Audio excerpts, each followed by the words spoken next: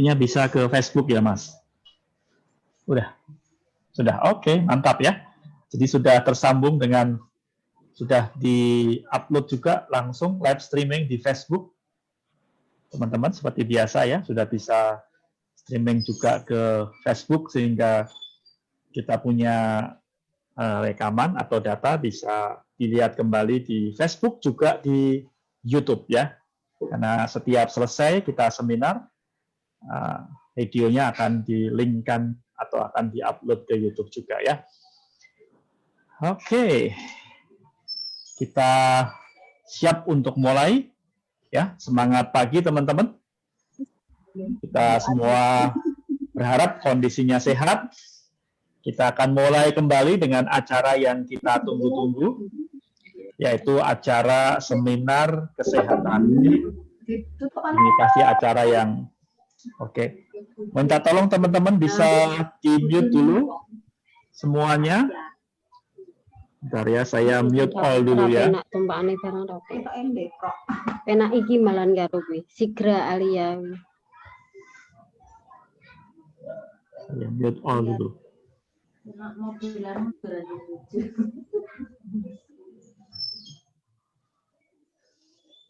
Oke.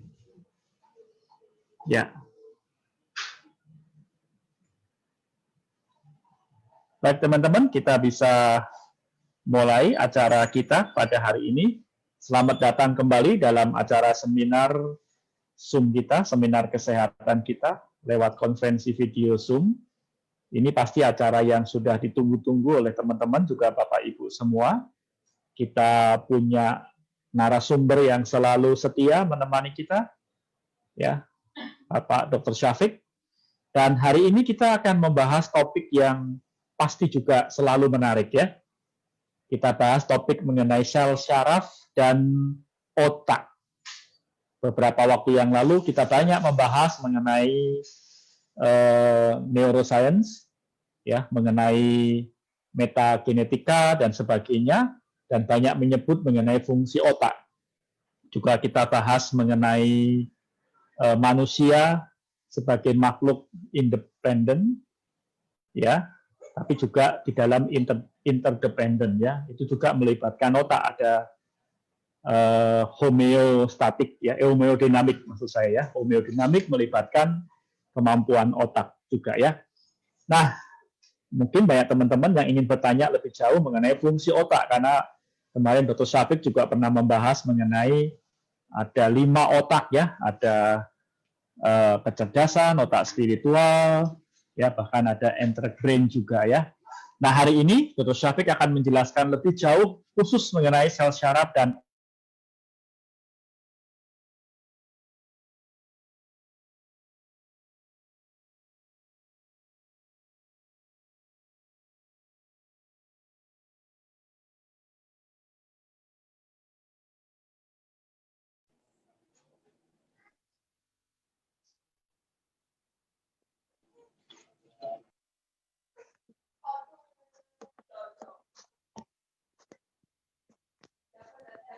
oke ya, mohon semua mikrofonnya dimatikan dulu untuk sementara waktu.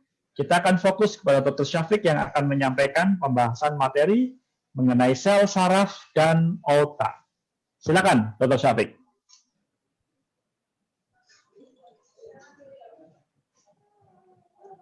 Suaranya belum keluar, Dok. Sorry. Suaranya belum keluar. Selamat siang. Saya hormati hari ini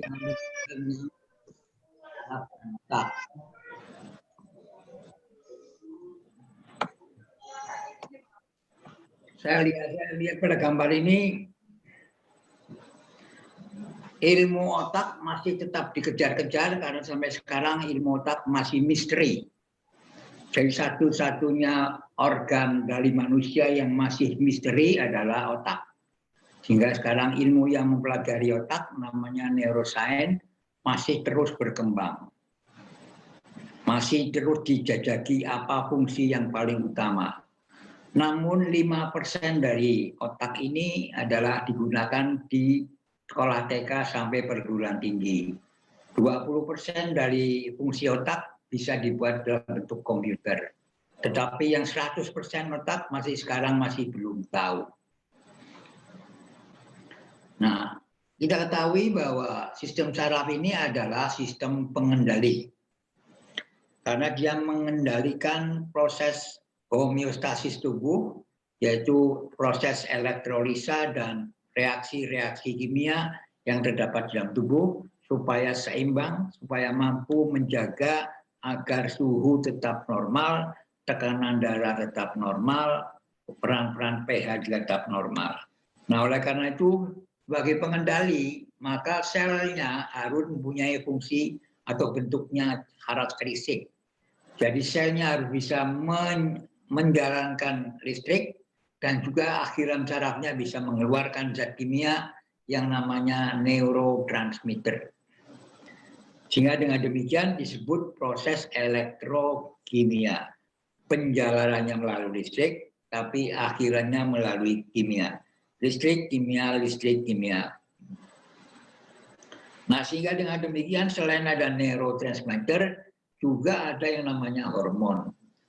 Jadi apabila akhiran saraf ini sampai pada kelenjar, maka kelenjar tadi mengeluarkan hormon.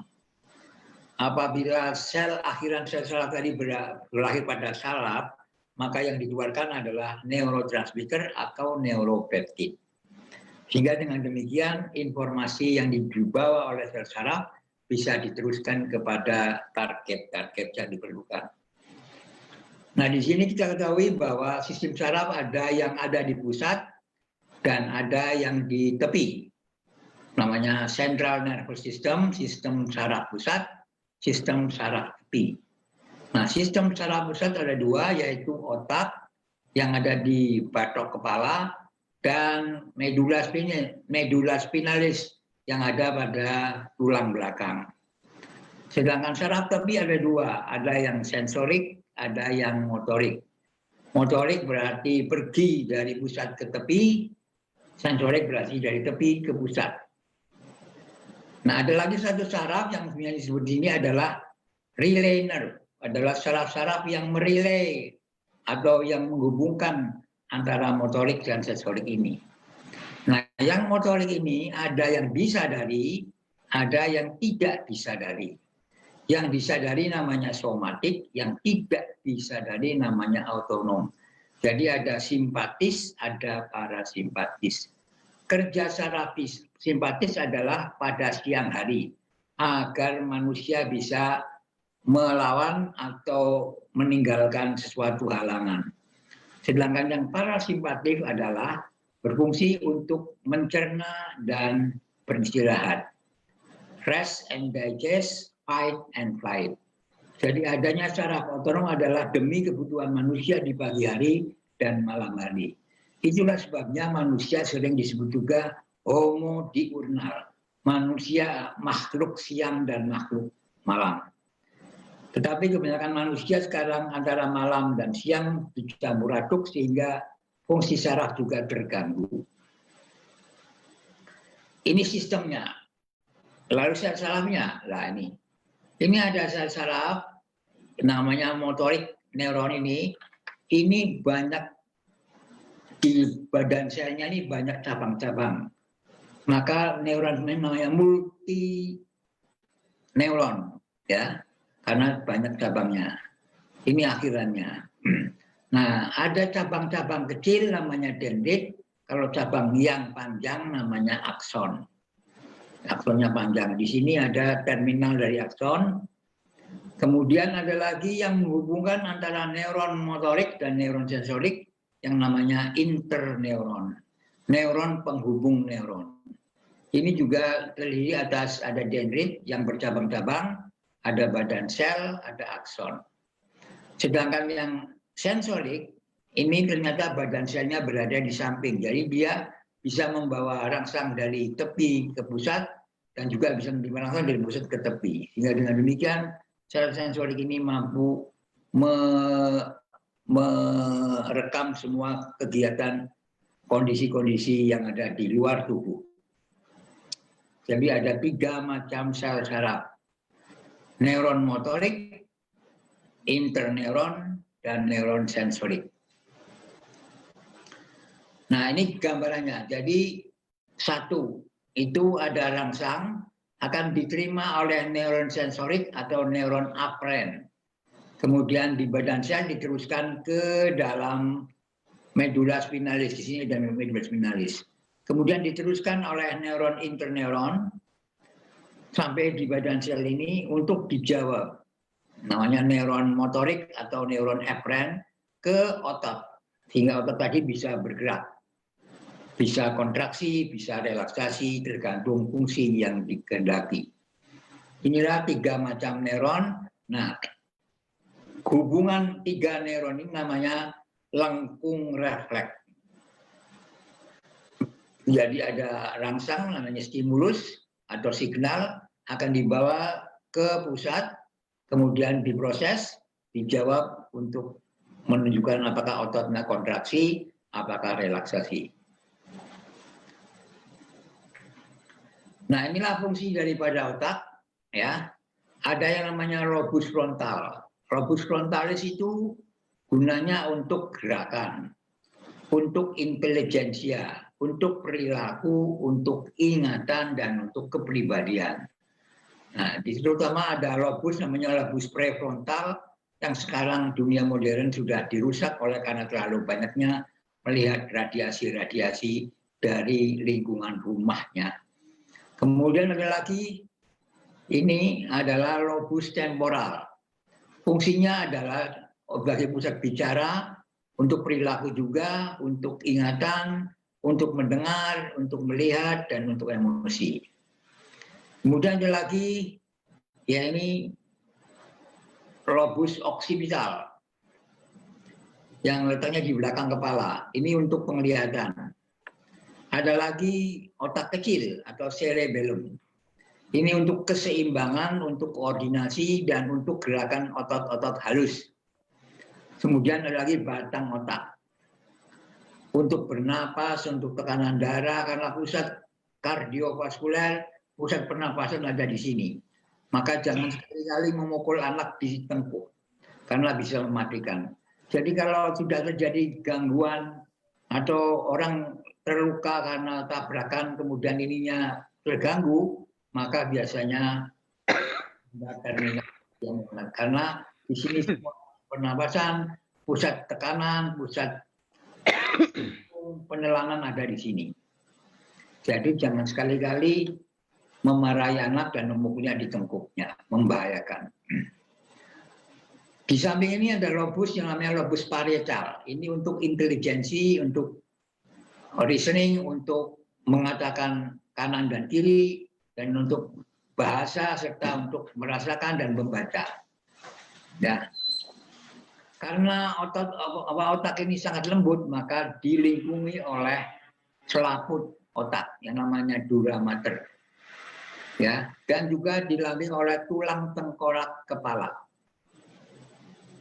Karena lembutnya ini mudah rusak, maka dilindungi oleh itu, termasuk di dalamnya di sini ada cairan otak.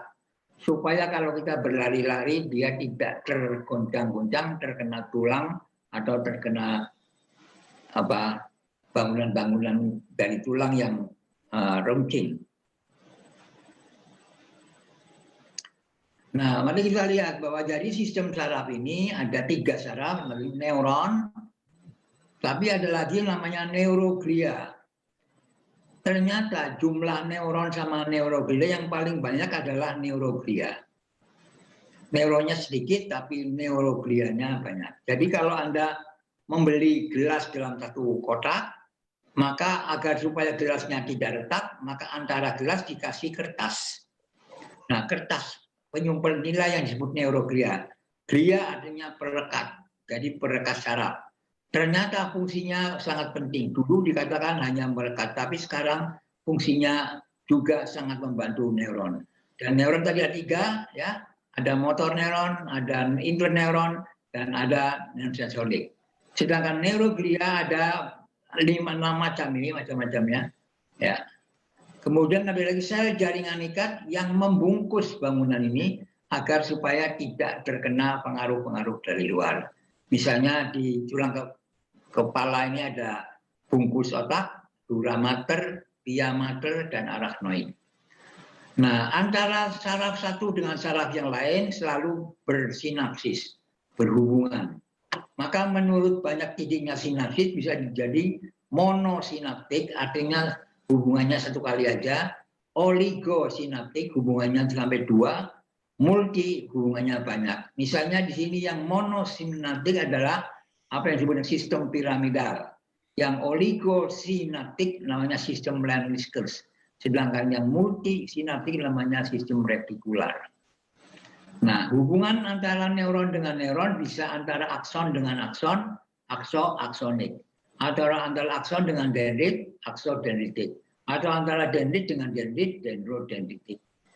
Ya, sistem saraf tadi dibagi 2, sistem saraf pusat dan sistem saraf tepi. Sistem saraf tepi terdiri dari saraf otak dan saraf spinal. Ini juga tipe-tipe neuron lain selain tadi. Ada sel beta nih pada otak, ada mikroglia. Ini sebetulnya bukan sel, ini adalah kayak makrofag yang berfungsi untuk memakan kuman-kuman, ini mikroglia. Dan ada astrosit, ya biasanya dalam pembentukan sirkuit-sirkuit dalam otak. Yang neuroglia ini ada yang namanya ependim, yaitu paling dalam, yaitu yang mengelilingi lubang yang ada pada otak, ya. Kemudian ada lagi oligodendrosit, ya, melihat, dan ada satelit, ada lagi mikroglia, ada astrosit, dan ada sel span, sel pembungkus. Ini neuron dengan neuroglia. Jadi ini neuroglianya memegangi, ya, jadi seakan-akan dia memberi nutrisi kepada sel saraf, memberi makan. Dan ternyata fungsi ini juga sangat membantu fungsi saraf supaya tetap sehat, tetap prima. Ya, ini astrosit, ini oligodendrosit, ya, ini hubungannya. Di sini Anda lihat satu akson bisa berhubungan dengan banyak sekali neuroglia. Dan satu saraf bisa berhubungan dengan banyak sekali sel-sel saraf. Sehingga dengan demikian hubungan yang begitu hebatnya membuat jaringan yang sangat rumit, sehingga dengan demikian semua berita yang ada, proses yang ada selalu diadakan hubungan antar jaringan-jaringan tadi. Sehingga jawabannya bisa lebih tepat, lebih cocok. Ini sum-sum tulang. Ya, ada yang lapisan berwarna putih, ada yang berwarna abu-abu. Yang berwarna abu-abu itu biasanya kumpulan dari sel-sel bodi, badan sel. Jadi warnanya kelabu.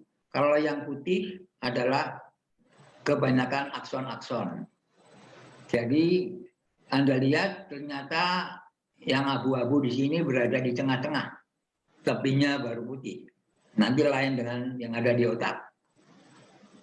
Jadi dari otot ini sinyalnya akan dibawa oleh aferen tadi, sensorik, kemudian pergi ke medula spinalis, untuk kemudian diteruskan untuk neuron untuk memberi jawaban kepada otot tadi. Jadi kalau otot ini berkontraksi, ini harus relaksasi.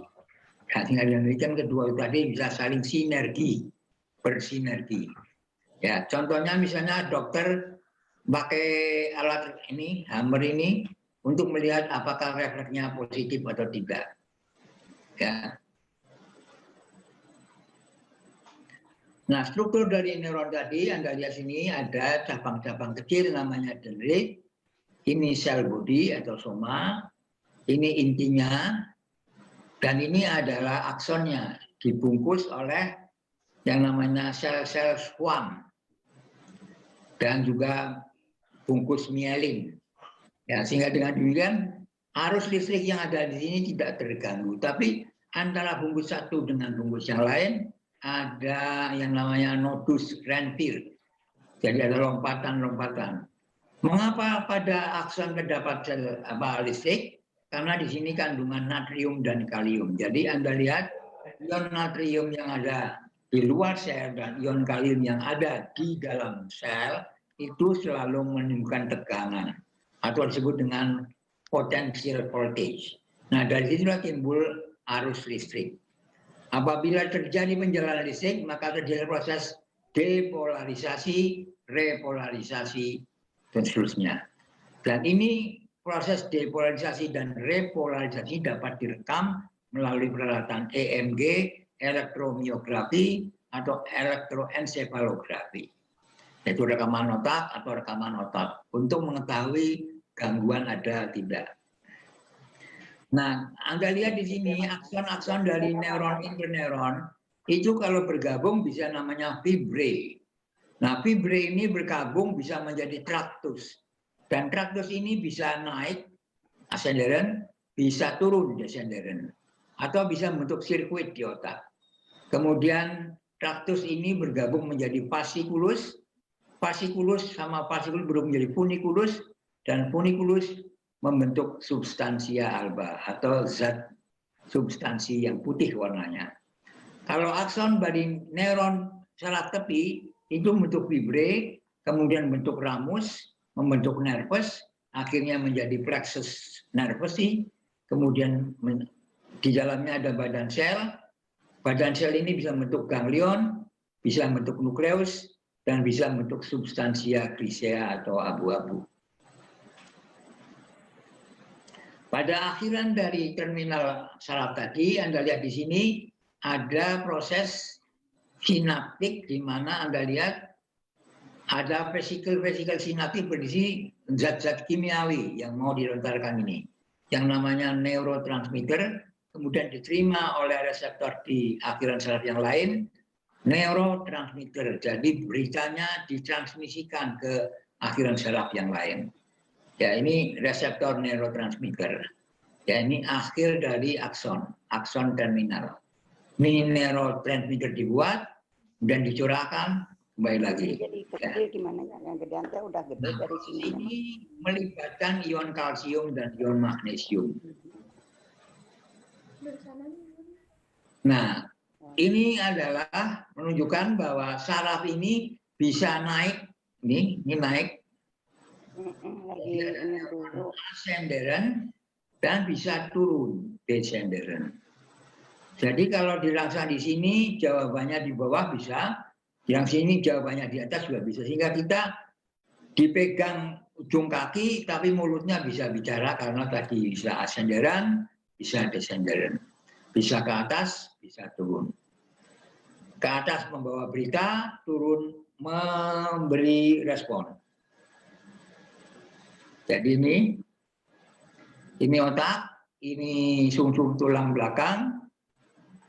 Ya, jadi kalau menerima rangsang penginderaan langsung dikirim ke bawah, bisa ke otot, ke anggota gerak dan sebagainya, ke kelenjar, ke jaringan lemak, ya, dan ke otot. Jadi dengan demikian semuanya bisa berlangsung dengan baik, terkoordinasi dengan baik.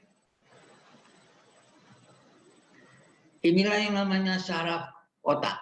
Ya, ada yang namanya trigeminal untuk wajah, ada yang fasial untuk otot pada wajah, kemudian ada yang ke otot-otot bola mata sehingga bisa melirik kanan kiri, ya. Kemudian ada pada yang hidung untuk bisa membau, ada yang di kelenjar-kelenjar di sini, kelenjar air liur itu dibawa ke pusat, ada yang di telinga, roma siput, dan juga ada yang di bawah lidah, ada yang di paru-paru, di ginjal, dan di usus halus dan usus besar, bisa dibawa oleh masuk sini. Ini namanya nervus vagus. Nervus yang paling panjang. Vagus itu mengembara, jadi saraf yang paling panjang, nervus vagus.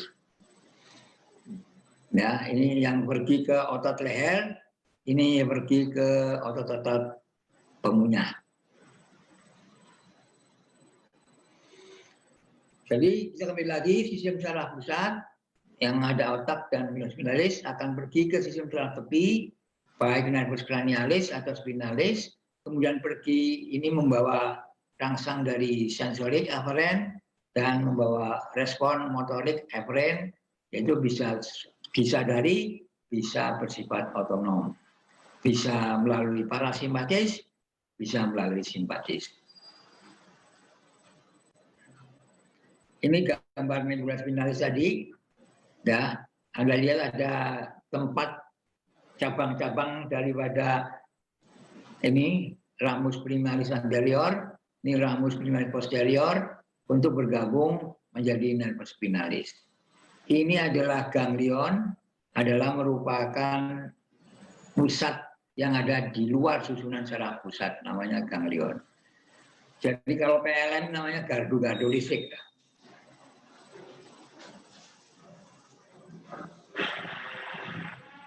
Ini gambar saraf tepi, ya. Ini adalah saraf yang berjalan di antara iga, namanya nervus intercostalis, ya, di antara iga. Ini adalah saraf yang berada di panggul, namanya plexus tumbosacralis. Ya. Jadi kalau kita kena fraktur di sini akan mudah mengalami, atau kita mengalami apa yang disebut dengan HNP, biasanya nervus sciaticus yang kena.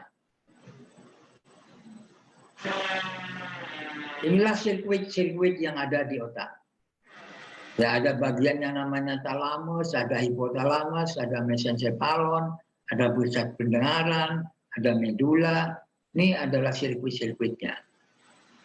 Menghubungkan antara pusat-pusat tersebut. Ini pusat tadi frontal, ini koordinasi adalah otak kecil, dan ini adalah untuk somatik di batang otak. Anda lihat di sini juga, ya, bahwa mereka saling berhubungan dan diadakan hubungan jejaring sehingga apapun yang ada di sini akan terbaca oleh yang lain. Nah sekarang apa itu neurotransmitter? Neurotransmitter adalah zat kimia yang tadi dikeluarkan oleh ujung-ujung akhiran dari akson.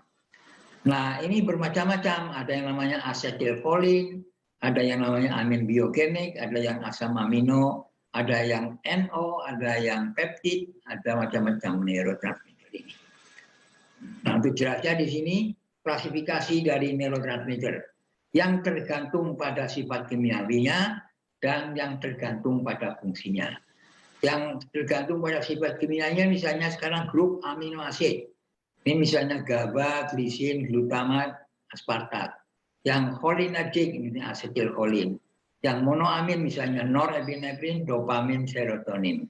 Kadang-kala saraf juga disebut dengan ini dopaminergic saraf, serotoninergic. Jadi kadang-kala disebut juga sesuai dengan nama neurotransmitternya.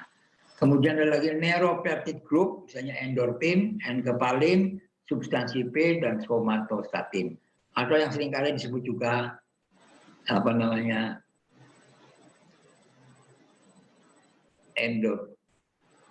Oke. Sedangkan neurotransmitter juga dapat dibagi-bagi tergantung fungsinya. Ada yang fungsinya memacu, ada yang fungsinya menghambat. Misalnya menghambat di sebelum sinap, menghambat sesudah sinap, atau pada sel-sel penghubung sinap, sel rensoid.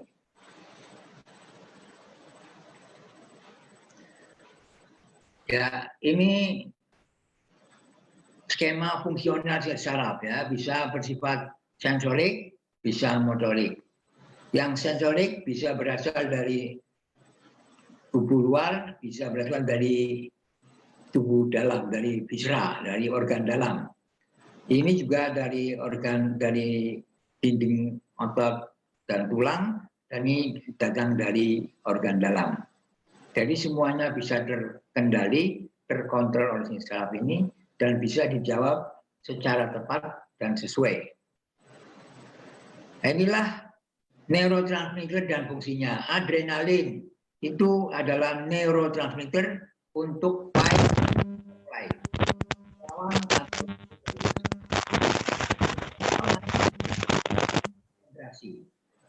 Sedangkan untuk dopamin adalah untuk kesenangan, ini untuk mood. GABA adalah untuk menyimpan, asetylkolin untuk belajar, ini untuk memori, zat kimiawinya hampir sama, rumus struktur kimiawinya. Nah, ini klasifikasi berdasar memacu atau menghambat, atau memacu dan menghambat. Misalnya di sini yang macu, misalnya glutamat, aspartat, serotonin, histamin, ATP. Yang menghambat glisin, gamma, taurin. Yang kedua-duanya bisa asetilholin, epinefrin, dopamin, norepinefrin, dan nitrik oksid, endorfin. Inilah tempat-tempat pusat-pusat dari otak yang perlu kita ketahui. Ini daerah pembauan, penghidup, daerah bicara, daerah untuk konsentrasi, perencanaan, dan untuk penyelesaian masalah, daerah untuk gerak, daerah untuk sensorik, daerah untuk kewaspadaan tubuh, untuk bahasa, untuk membaca, untuk penglihatan, dan untuk koordinasi. Kalau dia dari luar, di sini juga kelihatan sekali, ya, fungsi-fungsi otak tadi. Ini untuk ada planning, konsentrasi, problem solving. Ini untuk motorik dan sensorik, dan ini misalnya untuk visual dan sebagainya. Ya. Jadi dengan demikian, otak ini mempunyai bagian-bagian. Kalau terjadi gangguan di sini, maka terjadilah gangguan di sini. Jadi kalau misalnya kalau pada fungsi motoriknya yang terkena, maka orang pada stroke, maka gerakannya juga akan terhambat. Nah ini yang namanya amigdala kan. Kemarin ditanyai amigdala. Amigdala letaknya adalah di dalam lobus temporalis. Adalah merupakan dari sistem limbik. Fungsinya adalah untuk merespon autonom yang berkaitan dengan kecemasan. Atau juga untuk respon-respon emosi, untuk memori, ya, dan untuk konsolidasi memori, dan juga untuk sekresi hormonal.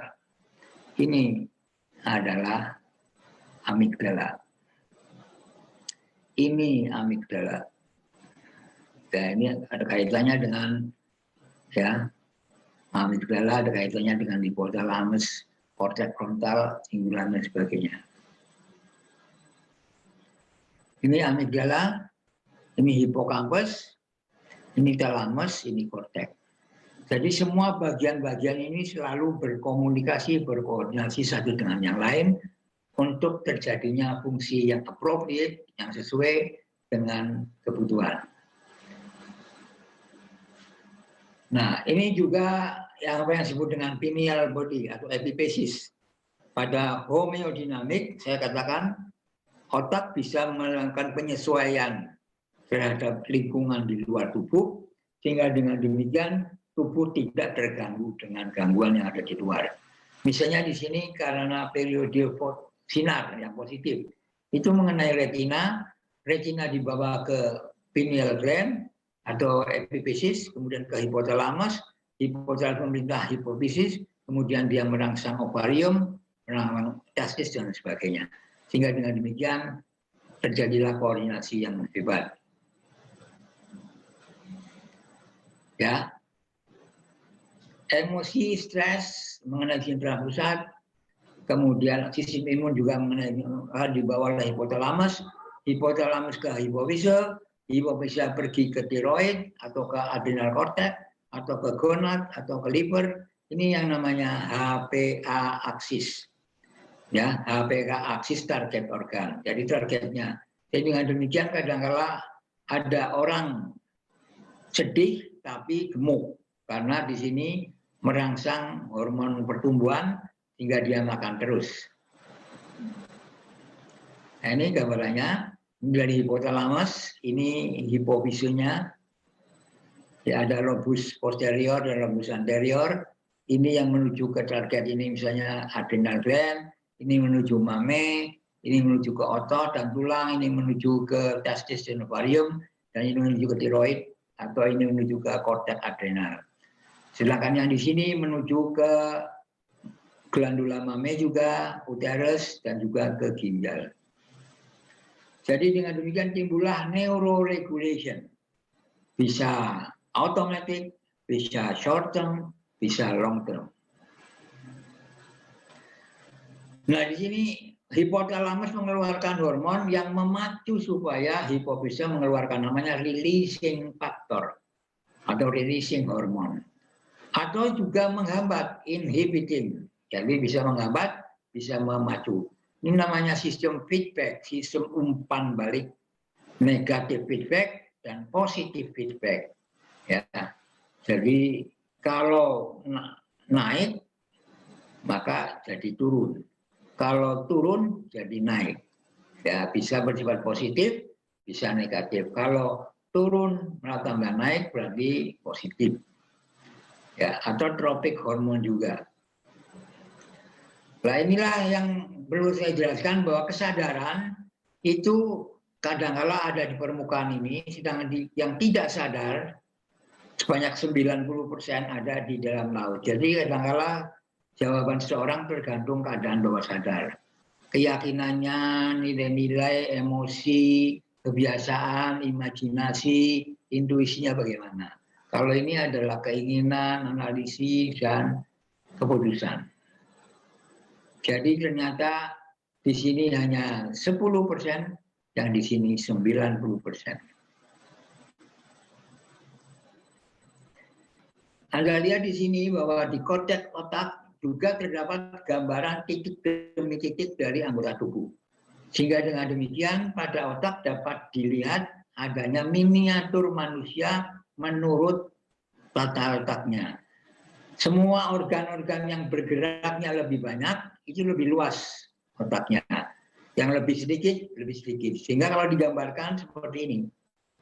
Ya, yang banyak gerak, tangan lebih gede, karena lebih luas. Ya, inilah yang namanya homunculus sensorik, homunculus motorik. Jadi manusia kecil di otak. Ini ya manusianya. Anda lihat di sini homunculus. Demikian Pak Radit, sekitar tahap pertama mengenai pengenalan sel saraf dan otak.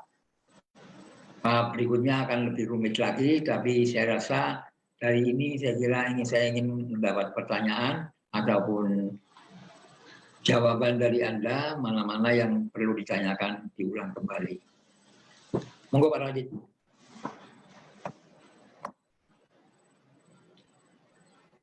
Oke dok, terima kasih. Wow, cukup rumit juga ya.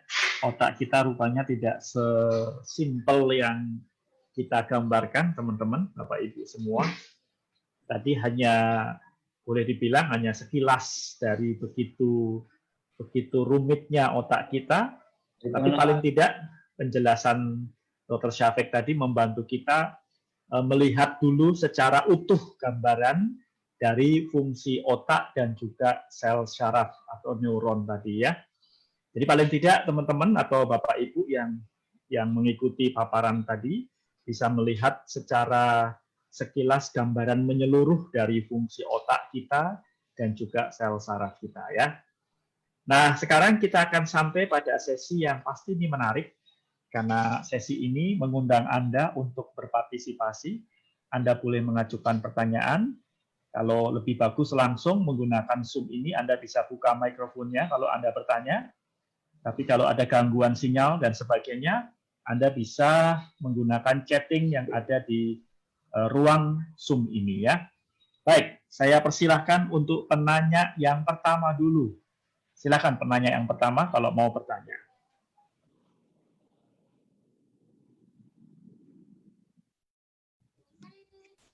Ya dok, saya mau nanya dok. Ya. Ini dok, kalau saya perhatikan ya, yang sering banget punya masalah dengan kecemasan itu biasanya ibu-ibu ya, perempuan gitu. Hampir semua termasuk masalah yang corona ini gitu, yang kelihatan kayak cemas sekali ya ibu-ibu. Kenapa itu? Apa memang bagian otak yang tadi dibilang amigdalanya itu lebih besar dari laki-laki atau gimana itu ya? Didominasi oleh hormon estrogen. Hormon estrogen itu hormon yang membuat labil. Kalau laki-laki didominasi oleh testosteron, itu hormon yang stabil. Jadi orang perempuan selalu labil. Laki-laki adalah stabil. Jadi mengapa disuruh kita kawin laki dan perempuan adalah dalam rangka itu supaya terjadi complementary, saling melengkapi. Tapi harus ingat kromosomnya lebih kuat. Nah, kalau perempuan XX, kalau laki-laki 1X. Jadi manusia yang paling lemah adalah laki-laki. Manusia yang paling kuat adalah perempuan. Tetapi perempuan tadi supaya adil, di bagian luarnya tidak kuat, artinya lemah lembut. Kalau laki-laki karena lemah, di bagian luarnya kuat. Sehingga dengan demikian kelihatannya laki-laki itu kuat, tapi sebetulnya dia tahan beremnya sangat kurang. Ya, begitu jawaban saya. Semoga tidak puas. Ya dok, berarti supaya perempuan itu tidak cemas perlu pendamping ya dok ya yang bisa bikin. Kawin itu bukan hanya naik turun aja, saling melengkapi.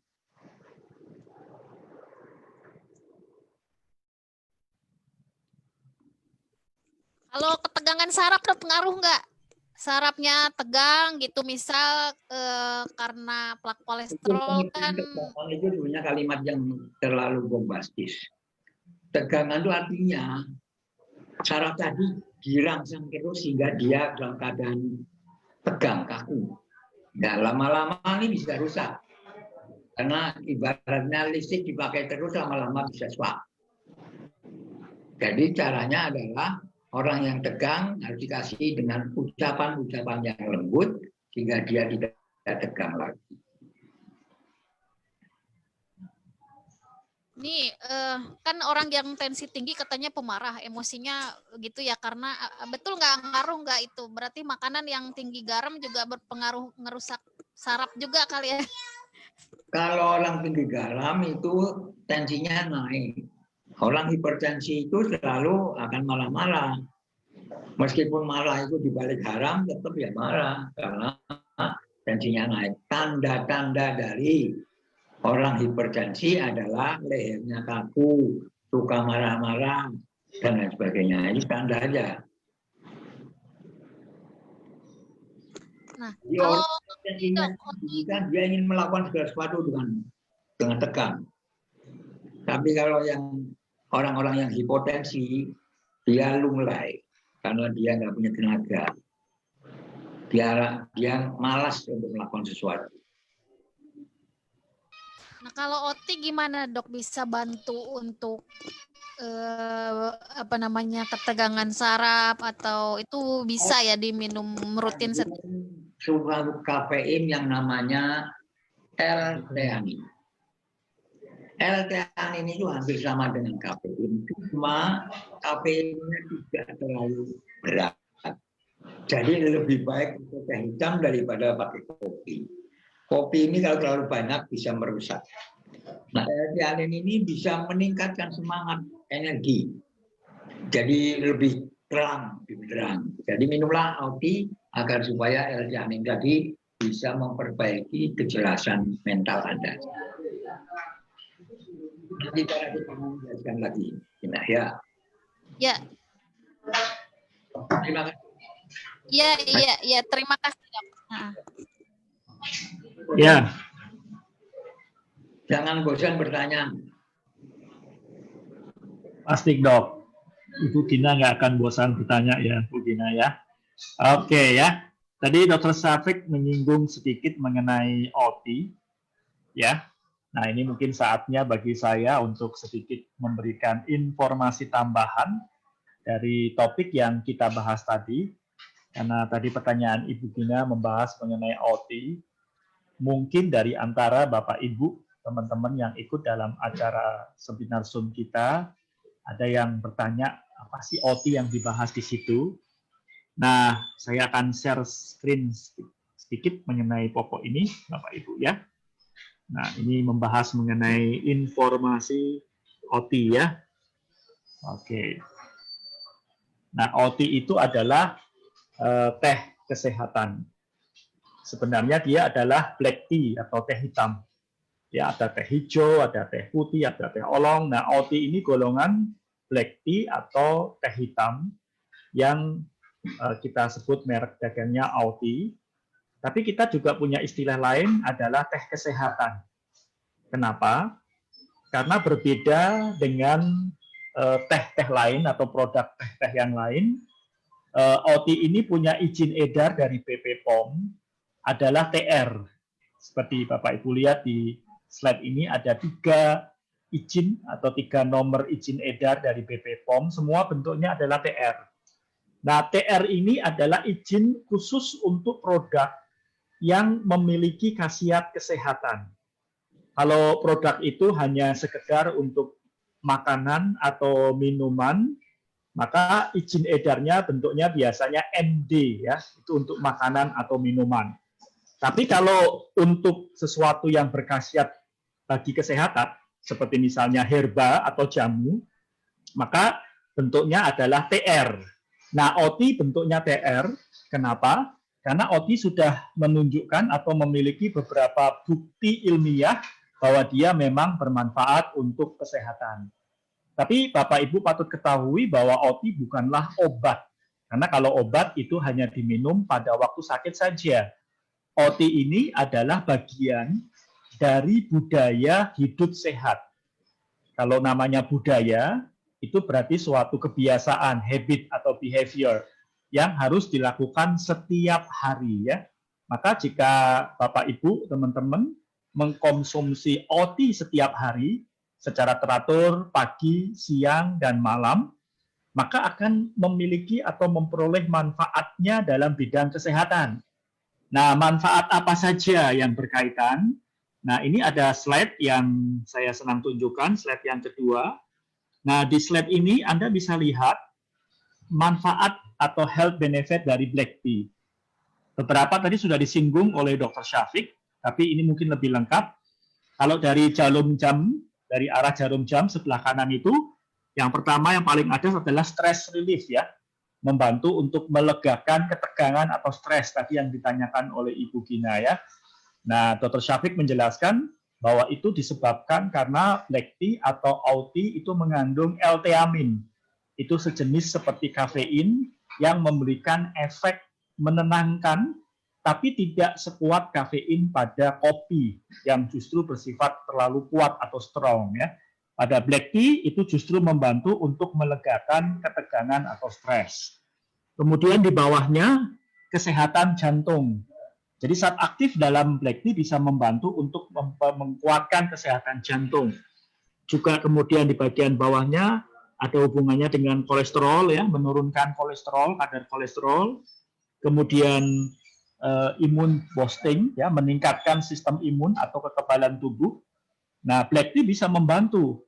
Ada zat-zatnya yang bisa membantu meningkatkan daya tahan tubuh kita. Ini sangat penting sekarang ini terutama di masa pandemi. Karena di masa pandemi COVID-19 ini hanya bisa dilawan dengan sistem imunologi tubuh kita yang bagus. Kemudian di sebelahnya itu adalah fight atau melawan cancer. Jadi black tea bisa bermanfaat untuk hal itu. Kemudian untuk membantu meningkatkan energi. Nah, tadi Dr. Syafiq menjelaskan L-theamin itu juga bisa membantu untuk memperkuat atau meningkatkan energi dalam tubuh ya, dalam metabolisme menghasilkan energi. Terus kemudian ada digestum ya, ada hubungannya dengan sistem pencernaan. Dan yang paling penting di atas sebelah kiri sendiri itu adalah antioksidan. Nah, seperti Bapak Ibu ketahui, antioksidan sangat bermanfaat untuk melawan radikal bebas atau oksidan. Radikal bebas sendiri menyebabkan banyak sekali penyakit ya.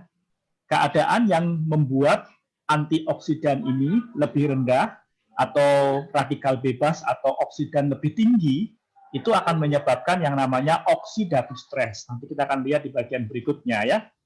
Nah, ini ada bagian yang menjelaskan bahwa black tea itu mengandung 3 zat penting bioaktif.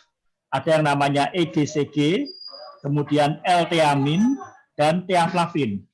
Nah, kalau Bapak Ibu lihat di bagian bawahnya, di dalam tabel itu ada beberapa manfaat dari tiap-tiap jenis zat ini ya.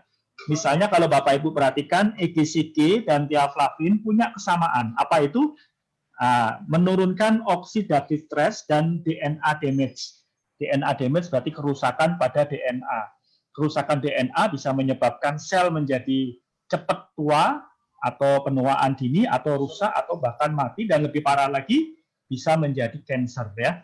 Oxidative stress itu maksudnya adalah kondisi ketika jumlah radikal bebas atau oksidan lebih banyak daripada antioksidan. Nah, oxidative stress itu bisa menimbulkan banyak sekali masalah. Ada masalahnya kronik inflamasi, kemudian integritas jaringannya menjadi turun, dan kalau mau disebut penyakitnya ada puluhan jenis penyakit yang dasarnya adalah problemnya, akar masalahnya adalah oxidative stress. Nah, L-theamin, kalau Bapak Ibu lihat di L-theamin ini, nah ini adalah zat yang bisa membantu lebih banyak ke arah saraf ya. Bapak Ibu perhatikan di situ ya, meningkatkan di situ disebutkan mental clarity, ya, work performance, karena energinya tadi mental clarity ini berarti berhubungan dengan sistem saraf kita, dengan otak kita ya. Jadi itu lebih ditingkatkan ya. Kemudian ada juga neurodegenerasinya lebih turun. Jadi untuk saraf dia membantu memang memproteksi saraf, meningkatkan saraf kita. Itu adalah tugas dari L-theamin, dan 3 zat ini semuanya ada dalam black tea atau oat tea. Jadi kalau kita mengkonsumsinya secara teratur setiap hari pagi, siang, dan malam, kita menjadikannya budaya hidup sehat, maka niscaya kita pun akan memiliki kondisi kesehatan yang bagus ya. Ini juga ringkasannya. Nah, tadi kita bicara bahwa OT ini bukan obat tapi punya manfaat kesehatan sehingga mendapatkan izin edar dari BPOM sebagai produk yang bermanfaat secara kesehatan, karena OT bisa membuktikan bahwa memang dia bersifat memiliki bukti-bukti ilmiah untuk kesehatan. Nah, salah satunya adalah ini, dari Pusat Penelitian Teh dan Kina di Bandung. Nah, OT diperiksa oleh laboratorium Pusat Penelitian Teh dan Kina, dan terbukti dia bersifat alami, benar-benar natural. Dia tidak ada bahan tambahan, tidak ada bahan sintetis dari luar yang dimasukkan. Ya, benar-benar dia bersifat alami. Nah, kenapa ini penting?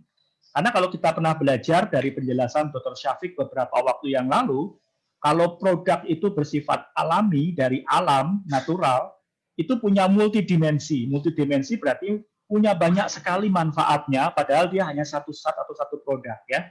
Istilahnya satu untuk semua masalah kesehatan kita. Nah, ini bukti dari Pusat Penelitian Teh dan Kina. Ya. Nah, kalau ini adalah bukti dari LIPI, Lembaga Ilmu Pengetahuan Indonesia ya, khususnya di laboratorium biologi. Nah, LIPI menunjukkan bahwa OT mengandung zat-zat yang kita bahas tadi ya, ada flavonoid, kemudian ada fenolnya, kemudian ada taninnya ya, dan juga beberapa zat lain yang penting seperti misalnya ada mengandung natrium, ada kalium, kalsium, magnesium. Nah, semua elektrolit ini penting untuk keseimbangan dalam tubuh kita ya. Nah, kalau ini adalah dari LIPI, tapi laboratorium kimia. Nah, apa yang ditunjukkan di laboratorium kimia, itu adalah aktivitas terutama antioksidan dari OT. Kalau Bapak Ibu perhatikan di baris pertama dari tabel itu, antioksidan pada OT, ya, di situ ada free radical scavenger, artinya kemampuan untuk melindungi dari radikal bebas, antioksidan, itu di bagian kanan, digolongkan aktif sekali. Ini adalah standar tertinggi yang dikeluarkan oleh LIPI untuk suatu zat apakah dia memang aktif, ya aktif sekali. Nah, seberapa banyak aktifnya? Nah, ini lebih jelas lagi dari Laboratorium Pangan dan Gizi, Fakultas Pertanian Universitas 11 Maret Surakarta. Nah, dia meneliti berapa sih sebenarnya kemampuan atau kadar antioksidan dari OT. Nah, hasilnya adalah 100%. Jadi OT 100% kemampuan antioksidannya atau kadar antioksidannya untuk dapat menangkal radikal bebas ya. Nah, kalau ini adalah laporan dari penelitian, tapi khusus laporan praklinis yang dilakukan oleh SP3T. SP3T itu singkatan dari Sentra Penelitian dan Pengembangan Pengobatan Tradisional Jawa Timur, yang bekerja sama dengan Rumah Sakit Dr. Sutomo Surabaya. Nah, meneliti apa ini? Meneliti kemampuan OT untuk anti hiperglikemia pada penderita diabetes mellitus.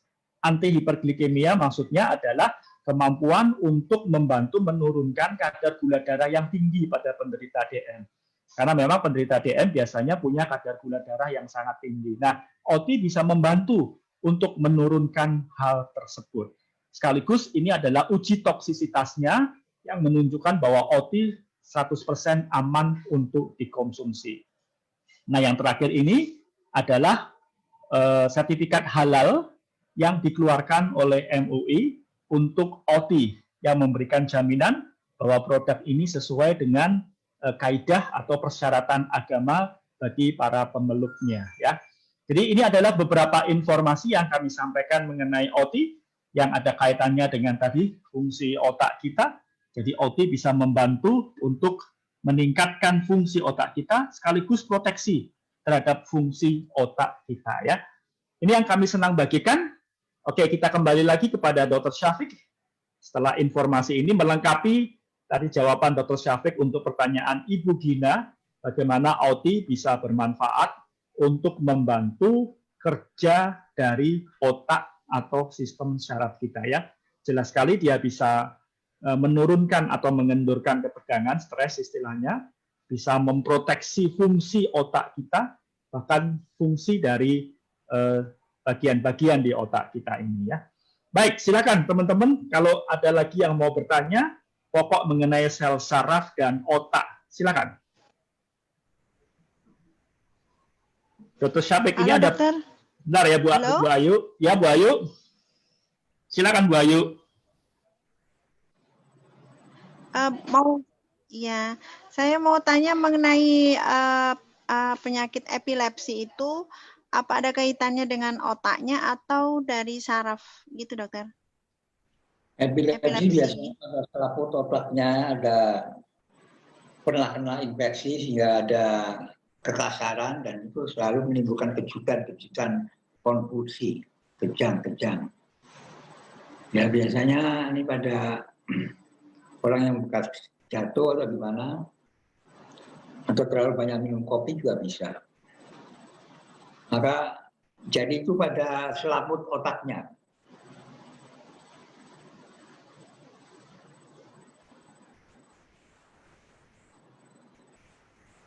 Kadang-kala kita kenal apa yang namanya meningitis, itu adalah radang selaput otak.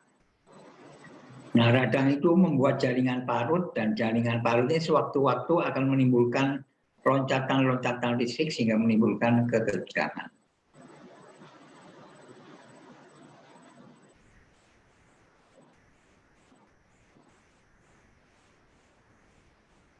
Begitu Bu Ayu.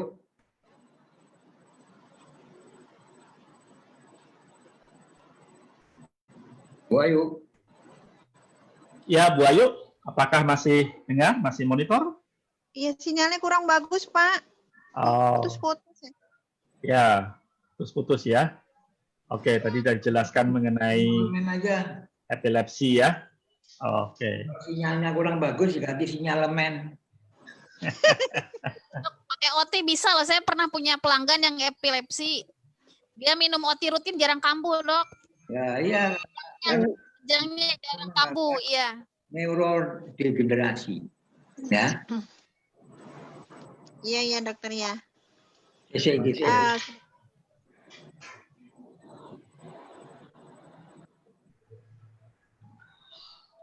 Oke Dok, ini ada pertanyaan ini yang diajukan lewat WA ke saya ini ya. Dia pertanyaan begini Dok. Pak, kalau sering sakit kepala, apakah ada hubungannya dengan saraf? Kira-kira bagian mana yang terganggu? Itu pertanyaannya Dok. Ya, sakit kepala adalah banyak faktor penyebabnya. Tapi yang paling penting adalah biasanya karena leher yang kaku, aliran darah otak berkurang, maka menimbulkan juga nyeri kepala. Ya, jadi dengan demikian kita perlu dulu riwayatnya gimana. Nyeri kepala juga bisa disebabkan oleh karena obat-obatan. Nyeri kepala juga bisa disebabkan karena kurangnya tidur. Jadi sepalgia ini banyak faktornya. Tapi biasanya pada leher. Ya, dengan jalan melemaskan urat leher, maka nyeri kepalanya bisa berkurang. Tapi kalau nyeri kepala ada yang namanya migrain itu juga beda lagi.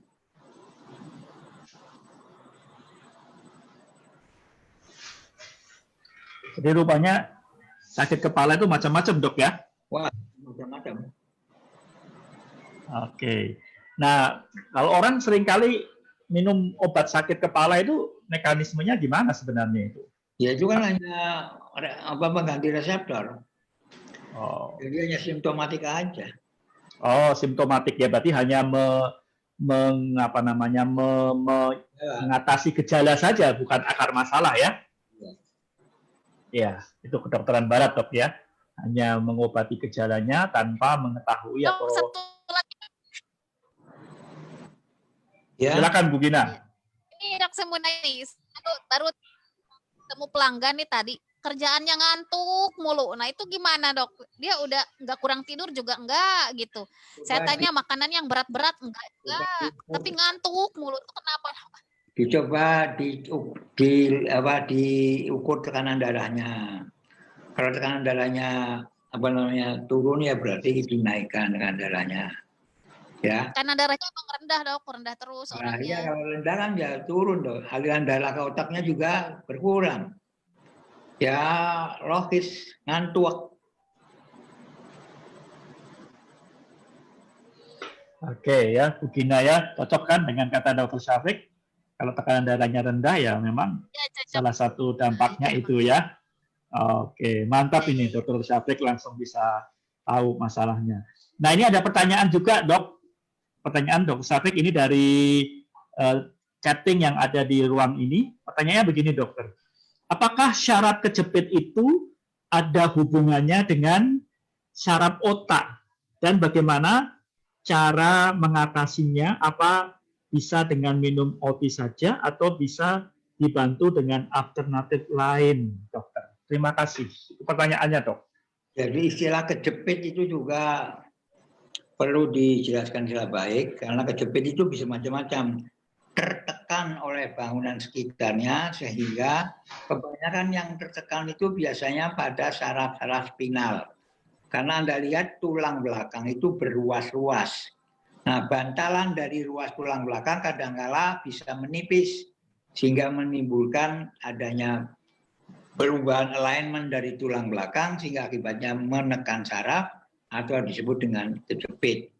Yang biasanya yang paling hebat adalah yang namanya HNP, hernia nucleus pulposus, karena dari bantalan tulang belakang ada bangunan nukleus pulposus yang menekan sel saraf tadi, biasanya sel saraf ischiadicus, yang sel saraf yang menuju ke tungkai bawah, hingga nyerinya sampai ke tungkai bawah. Maka itu diterapi dengan merilekskan itu melalui paidalazin atau melalui regang. Ya, olahraga regang. Olahraga yang meregangkan otot atau saraf gitu maksudnya, Dok ya? Kalau orangnya sholat ya rukuknya yang lama. Ya ruku yang lama dengan diatur napasnya, maka itu seperti menarik, seperti pada paidalazin lah. Ya, baik ya, teman-teman mungkin sudah banyak yang tahu istilah paidalazin ya. Itu adalah salah satu bentuk apa ya kalau kita boleh sebut sebagai senam juga bisa atau mungkin terapi yang sifatnya meregangkan atau merilekskan ya bagian-bagian otot atau tulang sehingga membantu untuk yang saraf kejepit itu ya. Oke, berarti kalau saraf kejepit memang itu istilahnya lebih banyak di spinal ya atau di tulang belakang, Dok ya? Yang saraf kranial biasanya pada belakang kepala. Itu pada belakang kepala, tengkorak belakang kepala. Karena sering melihat mengendarai mobil itu bisa terjepit juga. Oh begitu ya. Oke ya, itu mengenai saraf kejepit ya. Oke. Kok sampai ada yang dioperasi? Itu bagaimana, Dok? Apa? Dioperasi?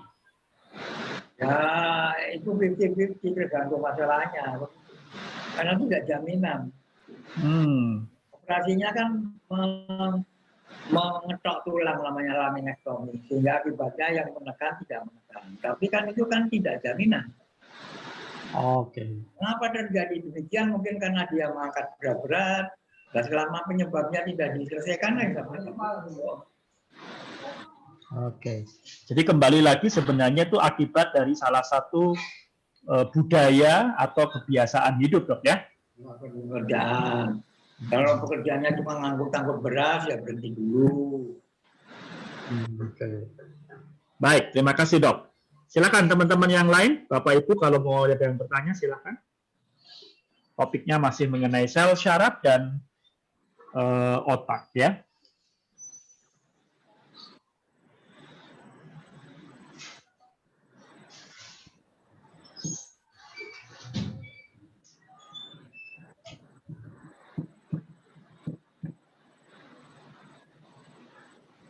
Topik berikutnya peredaran darah di otak.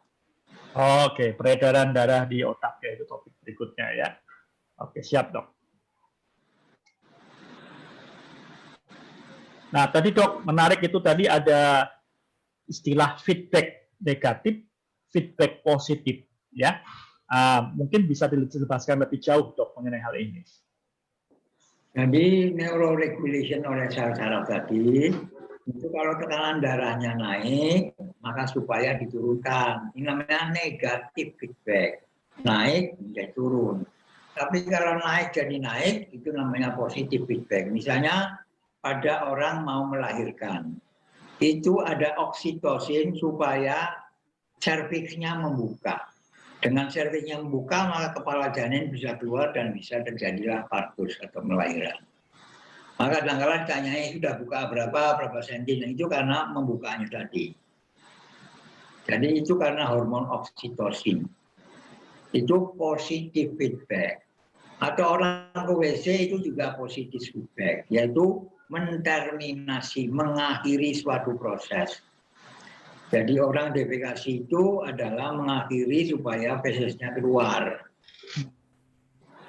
Tapi kalau yang keluar tidak bisa keluar karena adanya ambeien misalnya, itu nanti akan membuat meracuni, bisa terjadi apa yang disebut dengan migrain, gangguan-gangguan yang lain.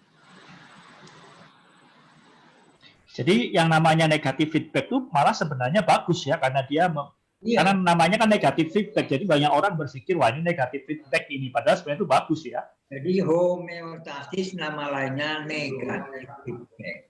Oh, oke. Menarik ini ya. Jadi homeostasis yang pernah kita bahas teman-teman ya, itu nama lainnya adalah negatif feedback ya. Oke, ini menarik sekali ya. Jadi ini ada kaitannya dengan tadi ya, HPA tadi ya, aksis HPA tadi ya. Ya. Jadi sebenarnya PHPA.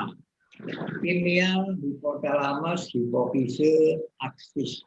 Oh, PHPA, pineal, hipotalamus, hipofise, aksis. Oke ya. Jadi pikiran kita yang datang dari alam semesta itu bisa menenteramkan organ-organ kita melalui PHPA. Oke. Oh ya, jadi PHPA ada kaitannya juga dengan homeodinamik juga ya, selain dengan homeostasis ya. Homeodinamik itu maksudnya untuk mengendalikan homeostasis supaya bisa terbentuk. Maka peranan melatonin, proteinnya perlu juga bisa mempengaruhi hipotalamus, hipofise dengan jalan merangsang apakah hipotalamus mengeluarkan hormon yang dilepasin atau menghambat supaya tidak dilepasin. Oke. Ya. Baik teman-teman yang lain, silakan kalau ada yang mau bertanya lagi. Monggo.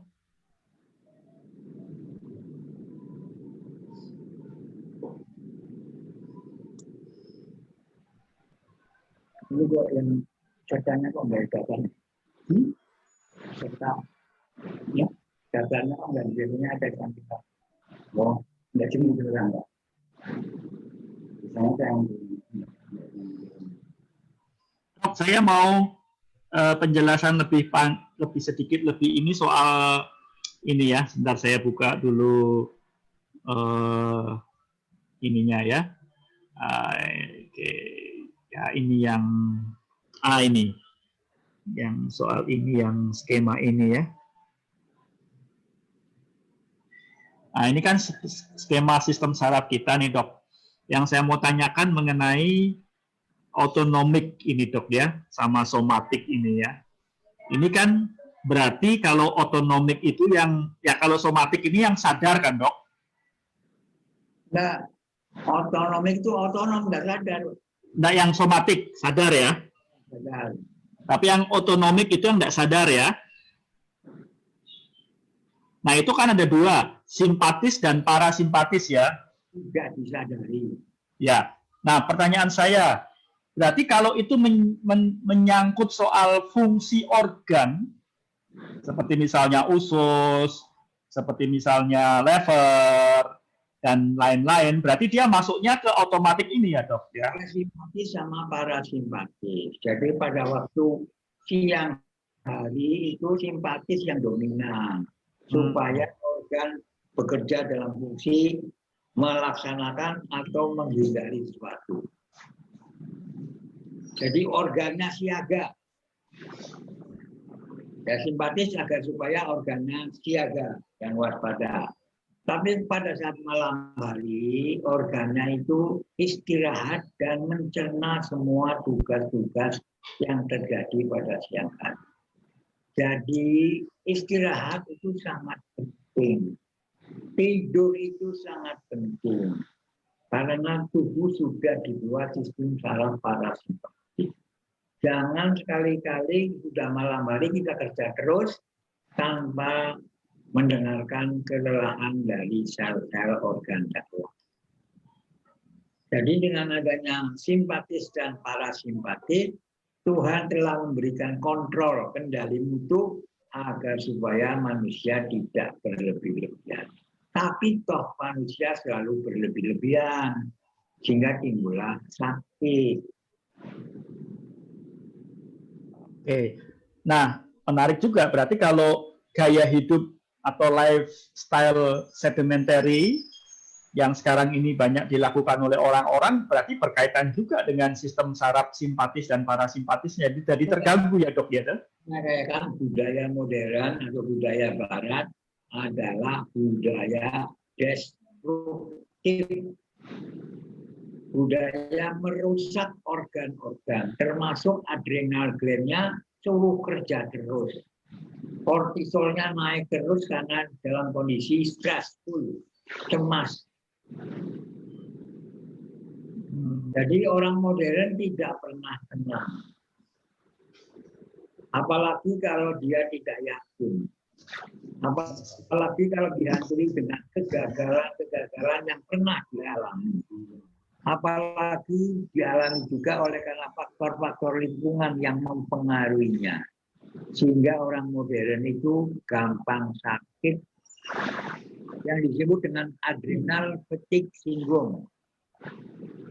Jadi Anda bisa lihat di internet, judulnya adrenal fatigue syndrome. Sindrom kelelahan karena fungsi adrenal sangat lelah. Karena adrenal gland itu adalah kelenjar kecil tapi hormonnya banyak. Ada kortisol, ada mineralocorticoid hormon dan sebagainya. Oke ya, menarik sekali nih. Berarti simpatis dan parasimpatis itu sebenarnya berkaitan dengan manusia sebagai makhluk diurnalis ya, Dok ya, makhluk siang dan malam ya. Oke, baik. Tadi ada bagian juga yang ini menarik juga untuk ditelusuri tadi. Bentar ya, mana tadi ya?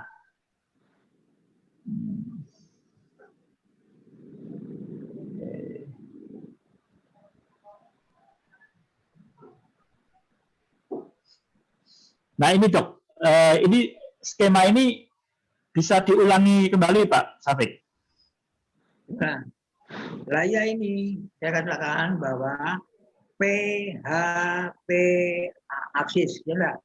Pineal, hypothalamus, hipofise aksis. Jadi pineal gland itu mengeluarkan melatonin. Melatonin itu berfungsi menghambat kerja hipotalamus supaya dia tidak mengeluarkan perintah terhadap kelenjar hipofise melaksanakan aksisnya.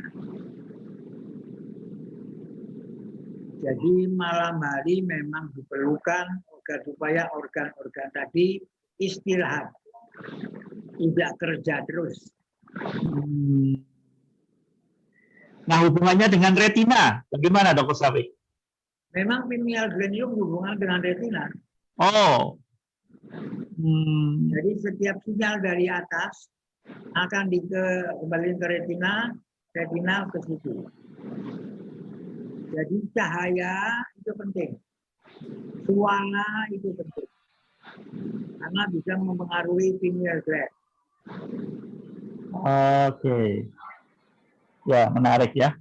Ini ada hubungannya dengan hal itu ya. Oke. Cukup menarik, Dok.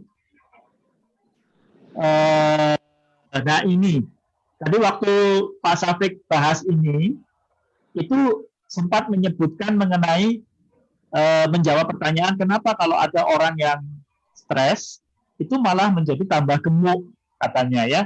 Nah terus Pak Syafiq hubungkan ke skema ini ya. Boleh bisa diulas lagi Pak Syafiq?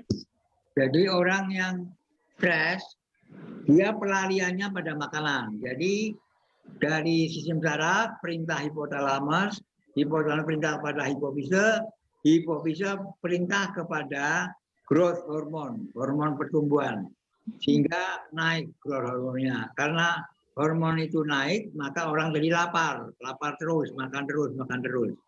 Jadi dengan cara makan, maka dia telah menyelesaikan stresnya. Jadi stres pelariannya bisa positif, bisa negatif. Tergantung dari manajemen stres. Karena yang membuat stres itu adalah diri sendiri. Itu menjadi distress atau menjadi eustress atau menjadi stress, your the P and the T and the run. Tergantung pada pikiran Anda. Kalau pikiran Anda menyelesaikan masalah, selesai. Orang stres berkepanjangan karena dia sudah memblaming, menyalahkan diri sendiri karena pengalaman-pengalaman yang gagal, sehingga dengan demikian kegagalan itu dijadikan momok. Padahal kegagalan adalah awal daripada kesuksesan. Tapi kata-kata itu tidak mempan karena dia sudah yakin bahwa saya senantiasa gagal. Jadi apa-apa kayak aku tetap gagal. Nah, keyakinan itu yang harus diselesaikan. Oke. Motivasi pasien sangat penting. Memotivasi member itu sangat penting. Kalau bisa bahwa itu member-member mendokumentasi berapa rekan-rekan Auti yang kena corona, biar kita dokumentasi. Dan kalau kena, bagaimana minumnya dia? Apakah sebagai budaya, apakah sebagai obat? Oke. Ini perlu dilakukan mumpung ada pandemi corona. Ya Dok. Oke. Nah, berarti kalau kembali lagi tadi hal yang sama juga berlangsung berdasarkan skema ini. Kalau orang stres tadi kan dia malah makan banyak. Tapi ada orang stres yang justru nggak mau makan. Itu sebenarnya skemanya juga sama Dok ya, cuma hanya manajemennya saja yang berbeda ya. Hormonnya yang berbeda. Hormonnya berbeda karena pikirannya yang berbeda. Oh. Oke. Ada yang pikiran sangat menentukan. Oke. Kembali ke soal kesadaran metagenetik ya. Iya. Itu dia ya. Oke, menarik ini ya. Jadi teman-teman kalau kita membahas mengenai otak ini kita bisa dibantu banyak hal ya yang bisa menjawab banyak pertanyaan-pertanyaan yang mungkin selama ini itu menjadi pertanyaan-pertanyaan kita ya, tapi rupanya dengan belajar mengenai sel syaraf dan otak, ya kita makin mengerti mengenai hal-hal itu. Kebiasaan yang negatif itu telah menjadi budaya yang hebat sehingga sulit diubah. Pokoknya itu jadi akibatnya pikiran yang salah ini harus diinstal ulang. Kalau komputer itu perlu diinstal ulang. Kalau tidak, tetap menghasilkan yang negatif. Karena perilaku itu bisa terjadi tanpa disadari. Kebiasaannya kalau ada orang ngamuk, dia ngamuk lah. Sudah kebiasaan tanpa disadari. Setelah kejadian baru sadar. Tapi dia akan mengulang lagi ke habit yang lama lagi. Maka saya katakan di yang gunung es tadi, yang di pucuk itu tidak kelihatan, tapi yang di dalam yang 90% tidak terlihat. Tergantung pada keyakinan, pada tata nilai, dan emosi, dan sebagainya. Tadi gunung es tadi lupa. Ya, oke, bentar. Saya coba tunjukkan slide-nya yang gunung es, Dok, ya. Oke, ini dia.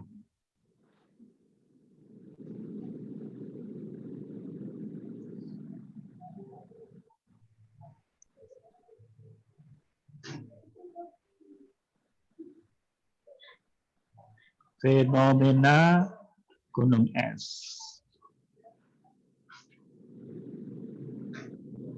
Ya. Ini ya, Dr. Safik? Ya. Ini fenomena gunung es. Anda lihat itu yang 90% adalah belief, keyakinan. Ya toh? Apalagi itu? Bentar. Ya. Tata nilai, emosi, kebiasaan, imajinasi, intuisi. Jadi kalau orang ini sudah terperangkap pada cara-cara kuno, sulit untuk merubahnya. Apalagi dia bilang, aku sudah sulit, ya udah terima aja deh, pasrah aja. Nah itu adalah orang yang putus asa. Ya. 10% dibanding 90% ya kalah. Tapi kalau diinstal ulang pakai hipnosis misalnya, maka yang salah-salah tadi, keyakinannya salah dibetulin, nanti akan hasilnya akan baik.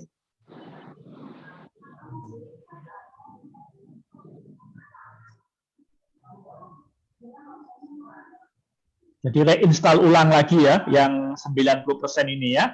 Afirmasi kata-kata yang positif. Ya. Oke. Kalau dokter, kalau merubah itu tuh tergantung masing-masing individunya ya, yang Ya. misalnya niatnya pengen bisa berubah, Ya. itu kan lama-lama bisa juga ya dokter. Ya. Kalau mau memahami gitu ya. Iya. Jadi misalnya saya dulu punya teman yang gemuk. Sudah pakai obat apa saja ya tetap gemuk. Tapi kemudian dia bertekad malu karena gadisnya pergi, maka dia terjadi kekuatan yang hebat. Dia bisa kurus karena dia tidak ingin ditinggalkan oleh pacarnya. Jadi takut kehilangan pacar merupakan install ulang yang paling kuat. Jadi masing-masing punya anunya sendiri. Maka tugas kita adalah motivation, memotivasi. Ini atau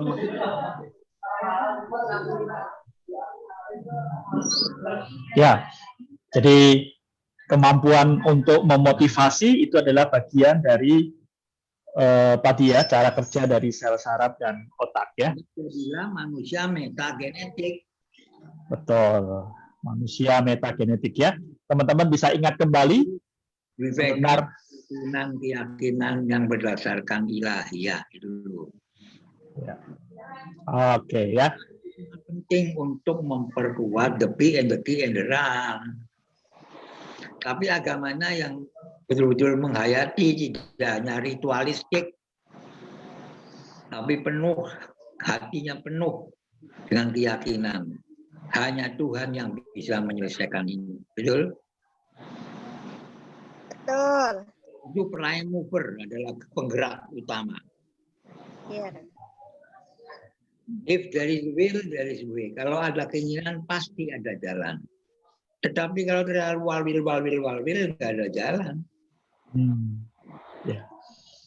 Baik, terima kasih Dr. Syafiq untuk paparan hari ini yang luar biasa ya, mengenai sel syaraf dan otak, juga kesetiaan Dr. Syafiq untuk menjawab semua pertanyaan dari teman-teman OTI dan juga Bapak Ibu yang bergabung dalam seminar kesehatan kita. PPTP sama Rexona.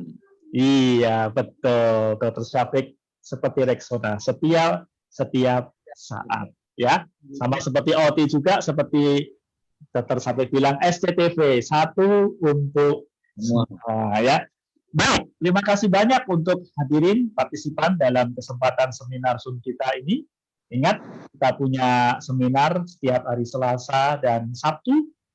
Topik untuk hari Sabtu sudah disebutkan Dr. Syafiq, peredaran darah di otak. Ya, dengan memahami pembahasan hari ini, besok hari Sabtu Anda yakin pasti lebih paham lagi.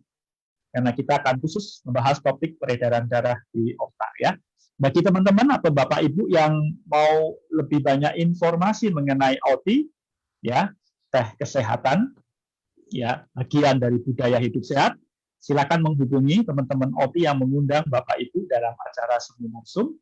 Teman-teman kita akan senang hati memberikan lebih banyak informasi mengenai OTI, termasuk peluang bisnisnya yang luar biasa, yang dahsyat. Ya, kita senang bertemu kembali. Kami undang Anda untuk hadir terus di setiap hari Selasa, hari Sabtu pada pukul 1 siang untuk acara kita yang luar biasa ini, seminar kesehatan, ya, seminar ilmiah kesehatan yang benar-benar membantu kita lebih praktis dalam hidup ini dengan gaya hidup yang sehat, berupaya untuk membuat cara berpikir yang benar, cara hidup, dan cara apapun, sehingga hidup kita akan membuat benar-benar sejahtera, bukan hanya sehat, tapi sejahtera, ya, bukan hanya health, tapi juga wellness, ya. Ini adalah misi dari kami, dari Seroja, untuk membantu Anda sehat dan sejahtera, ya, wellness, ya. Sampai bertemu kembali. Terima kasih banyak. Mari kita akhiri, terus maju bersama dengan OTI dahsyat. Terima kasih Dokter Arif. Jos.